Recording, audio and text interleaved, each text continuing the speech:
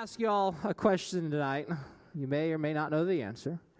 What is the most valuable resource mankind has, but most don't realize it? Time. Good job. Time. Most people will not say time. Most people do not think of time. But what is time? Time is summed up as a series of events strung together in a finite meaning. According to dictionary.com, it does not talk about eternity or past finite. Time is a critical piece of our lives that everything is trying to vie for. As children, I don't know if y'all remember your children days, but as children, it seemed to be the longest day. Like you were stuck in school. School's, oh my word, we got 8 more hours to go. We got 8 more hours. It's 3 o'clock. And we still got 8 more hours to go. That's what it felt like in school. And now it's just like there's not enough time in the day to do everything you want. You work a part or full-time job so you can provide not just for yourself, but for if you have children, your children, or if, as y'all now know, you have a home to take care of. You have to pay for your home. You have to take care of lawn care. You have to take care of electric and so on and so forth. There are things that your job does. As a parent, your children are constantly seeking your time every single moment of the day. I'm at work. Leanne comes in, hey, you want to play? Nope. I mean, I do, but I can't play. Hey, you want to go do this? Nope, I can't do that. I'm at work. They are constantly vying for your time. Your spouse, if you're married, is wanting your time just as much as your children. But it seems like you cannot handle everything. And if you have a chance to have extracurricular activities like pickleball or tennis, it might not work out because everything is just fighting for your time. Time is fleeting, but each moment can be worth 1,000 words. If you look in Psalms 144, verse 4, and sorry, Jared, I did not have a chance to put any of this in there. But it says, man is like to vanity. His days are as a shadow that passeth away. It's brief. It's quick. It's time is fleeting.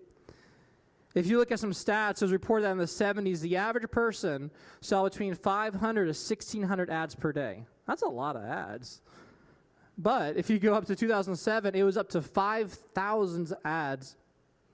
As of 2021, it was estimated that the numbers have reached anywhere from 6,000 to 10,000 ads that you're seeing a day.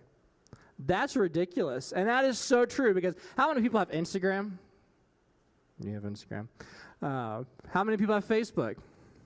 How many people have an Amazon account? Yeah. Everybody has an Amazon account or uses an Amazon account. On everything, there are ads. Even if you use ad blockers, the ads still somehow figure out how to come through. But it just goes to show that everything is fighting for your time. This equals up to 471 ads per hour that you're seeing if you stay awake for 17 hours. It's ridiculous. So let me break some ice here for y'all. Who has an iPhone? Yay for iPhone! Woo! All right, here let's do this. Take out your iPhones. We're gonna do a little trick here real quick. Charlotte, you know you're wanting an iPhone. All right, go to your settings. I did this last week just to see how much I had. If you go to settings and you go to screen time, give you a second to get there. Or if you search screen time on your settings, should pull up too. I don't know if Google or Androids or other phones have this, but I know iPhones do. All right, if you're on screen time, go to see all activity. Hopefully this thing won't bust on me.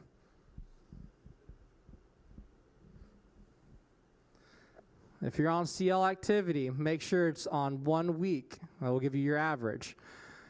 Scroll down. And you'll see your pickups. Your pickups. How many times you pick up your phone on a daily basis? Mine was 100 times a day. Anybody got any higher? Mine was 100. 107. How many was yours? Oh, okay. Hey, I gotta check my emails. I got Amazon, Facebook, Instagram. I run the church stuff. Like 98. 53. David, do you have her beat in the lowest? He doesn't have 0.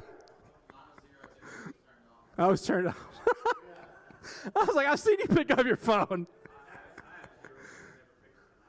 No, yeah, see, there you go. But whatever phone you have. So it's just interesting to notate. She had the highest. I had the second highest. And then technically had the lowest recorded one.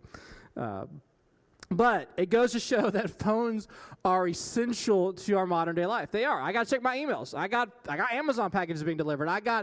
I manage a church's Facebook and Instagram and website. I got notifications coming from people saying, I like this. Hey, this is my comment. I got to go review this. I've got things I got to get done on my phone. But even though it can be essential for our life, it can be a huge distraction, and it can even become a deadly distraction. If you consume all your time on your phone, what does that say? I say all this to say time is crucial. Time is essential to every facet of life. It is pivotal to every decision you make. The time that you have now is not only the key to shaping your life, but it is the key to shaping every life around you. How you spend your time affects yourself, especially if you have kids, your kids. The enemy knows how vital your time is, and that's why he's dedicated to filling every single spare moment that he can of your time. He is bent on consuming your time because he knows that if he can get you off focus consistently, then he wins. If we're not plugging into our relationship with God, we don't have one. So for Gail, who likes to take notes, the next point is the lull of time. All right. So the lull of time. If you look at Genesis 5 through 11, I'll kind of give you a backstory to it. Abraham had just died. His family is in mourning. Joseph, in verse 4 of this chapter, has talked to Pharaoh's household and basically in humility and humbleness and saying, hey, I need to take my father, I'm sorry, not Abraham, Jacob. I need to take Jacob home. I need to bring him back to our home place. And then he goes from speaking to Pharaoh's household to verse 5. It says, my father made me swear, saying, lo, I die in my grave, which I have digged for me in the land of Canaan. There shalt thou bury me. Now therefore let me go up, I pray thee, and bury my father, and I will come again. And this is where it starts getting a little interesting about time, or the beginning of this whole thing. And Pharaoh said, go up and bury thy father according as he had made thee swear. The Pharaoh, the king of Egypt, the emperor of Egypt, however you want to call him, the president of Egypt, is telling him, go ahead and go. And Joseph went to bury his father, and with him went all the servants of Pharaoh, not just his family, not just the Israelites, the servants of Pharaoh, the elders of his house, and the elders of all the land of Egypt, and all the house of Joseph and his brethren and his father's house, only their little ones and their flocks and the herds they left in the land of Goshen. This is kind of cool. And there went up with them chariots and horsemen.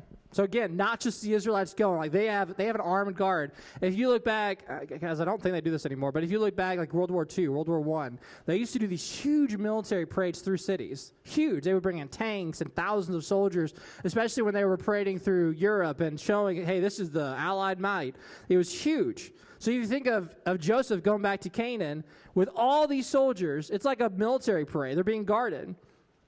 It keeps going. It says, and it was a very great company. They came to the threshing floor of Atad, which is beyond Jordan. And there they mourned with a great and very sore lamentation. And he made a mourning for his father 7 days. And when the inhabitants of the land, the Canaanites, saw the mourning in the floor of Atad, they said, this is a grievous mourning to the Egyptians. Wherefore the name of it was called Mizraim, which is beyond Jordan. You skip down to verse 26. It says, so Joseph died, being 110 years old, and they embalmed him, and he was put in a coffin in Egypt. You study it out, and some scholars will say within 60 years is when Egypt forgot Joseph. Within 60 years, they became complacent about a man who had literally saved thousands and changed the face of the known world. They became complacent to the point where they forgot, to where they became forgot what he did, to the point where they despised his ethnicity, they despised his origins, and they despised what he did. They became still, they became stagnant, and they died.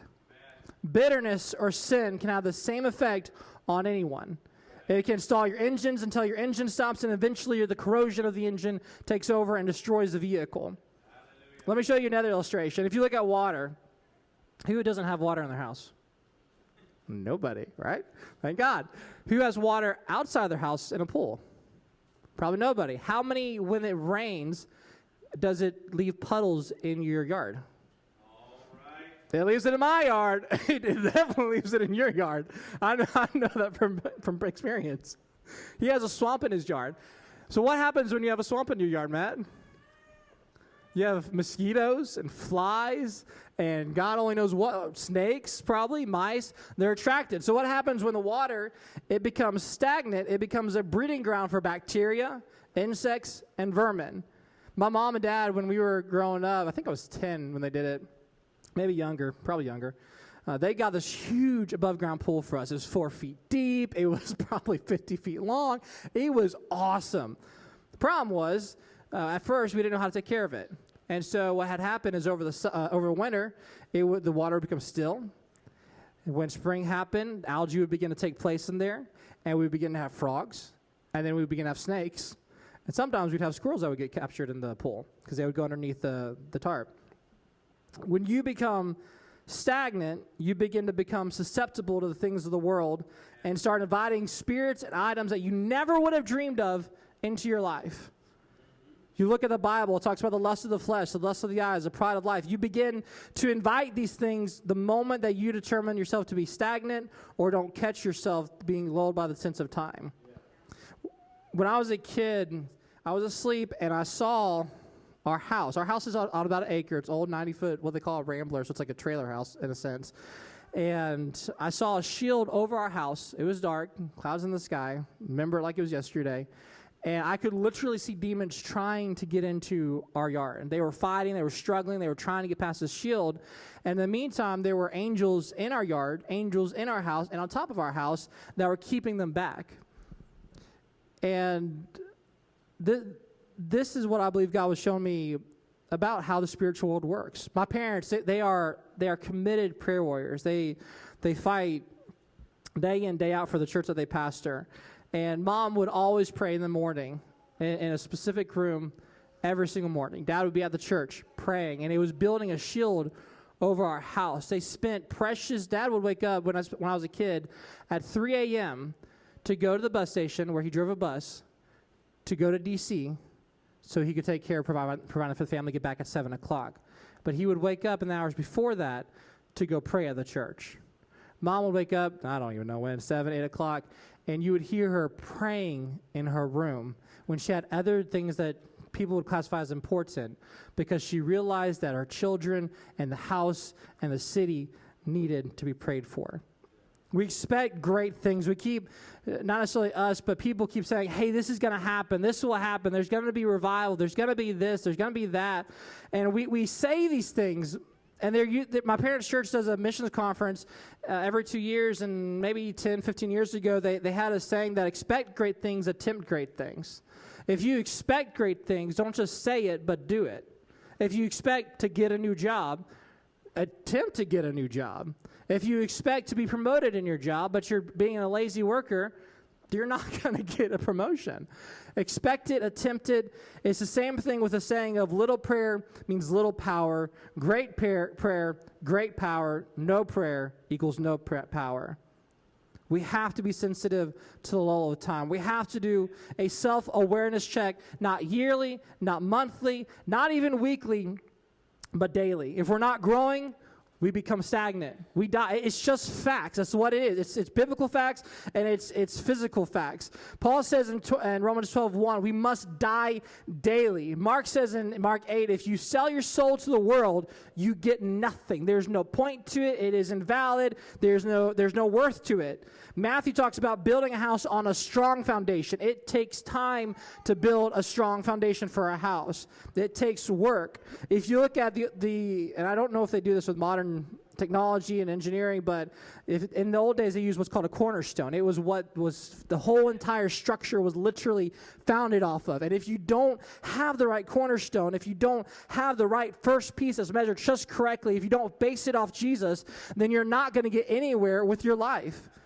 This world is running at 1,000,000 miles an hour. It is intentional every single second of the day to keep us off track, to keep us off balance, so the enemy can do exactly what they want. The enemy is trying to get us politically correct, then to be spiritually correct. If he can defocus us, he can cause us to become desensitized to the things around us.